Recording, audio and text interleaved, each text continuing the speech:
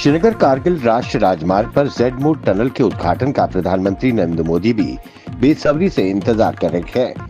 प्रधानमंत्री मोदी ने जम्मू कश्मीर के मुख्यमंत्री उमर अब्दुल्ला की इंटरनेट मीडिया पर पोस्ट को साझा करते हुए लिखा कि मैं भी सोनमर्ग आने का इंतजार कर रहा हूं। सोनमर्ग की ये टनल कश्मीर में पर्यटन व स्थानीय अर्थव्यवस्था को मजबूत बनाएगी। समुद्र तल से 8,650 फीट की ऊंचाई पर स्थित 6.5 किलोमीटर लंबी इस सुरंग का लोकार्पण आज प्रधानमंत्री मोदी करने जा रहे हैं। प्रधानमंत्री नरेंद्र मोदी यहां एक जनसभा को भी संबोधित करेंगे। कांग्रेस पार्टी ने दिल्ली विधानसभा चुनाव को लेकर युवा उड़ान योजना नाम से अपनी तीसरी गारंटी की घोषणा कर दी है। ये घोषणा युवाओं के लिए है। कांग्रेस ने दिल्ली के एजुकेटेड बेरोजगार युवाओं को 1 साल तक 8,500 रुपए प्रति महीना देने की बात कही है। इस योजना के तहत युवाओं को हर महीने 8,500 रुपए मिलेंगे और 1 साल की अप्रेंटिसशिप प्रदान की जाएगी। इस योजना की घोषणा करते हुए कांग्रेस नेता सचिन पायलट ने कहा कि महान विचारक स्वामी विवेकानंद जी की जयंती है, जो युवाओं के प्रेरणा स्रोत है। युवाओं के भविष्य पर राज्य और केंद्र सरकार का कोई ध्यान नहीं है। सियासत की चौसर पर भाजपा के चाणक्य कहे जाने वाले केंद्रीय गृह मंत्री अमित शाह ने महाराष्ट्र के शिरडी में भाजपा नेताओं और कार्यकर्ताओं को संबोधित किया।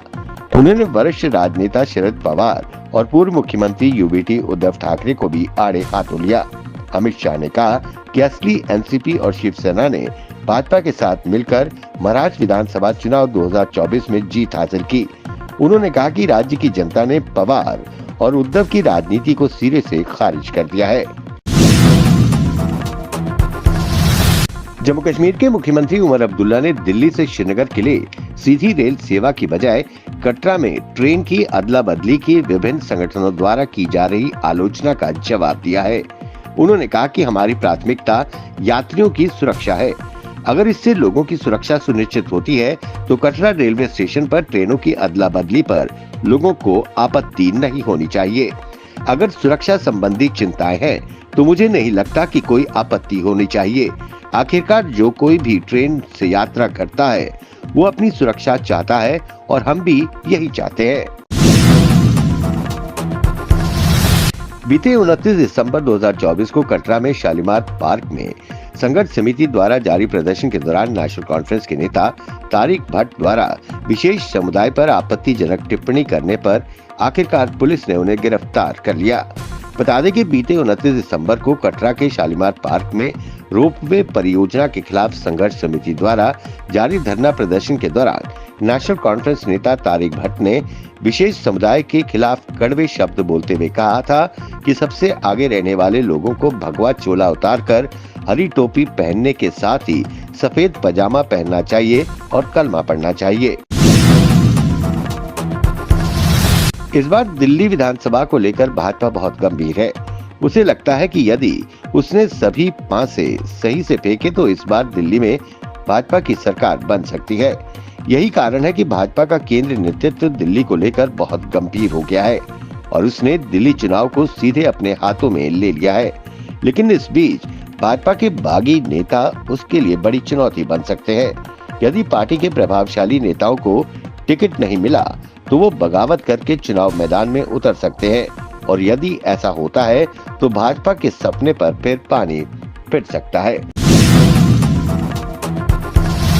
जम्मू कश्मीर के विभिन्न क्षेत्रों में कुल 1,828 उत्साही युवाओं ने डोडा के सरकारी डिग्री कॉलेज में आयोजित territorial army recruitment rally 2024-25 written परीक्षा में भाग लिया।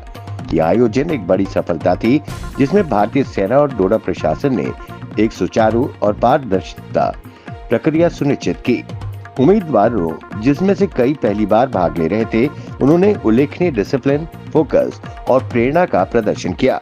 वो भारतीय सेना में शामिल होने और राष्ट्र की सेवा करने के अवसर को लेकर उत्साहित थे।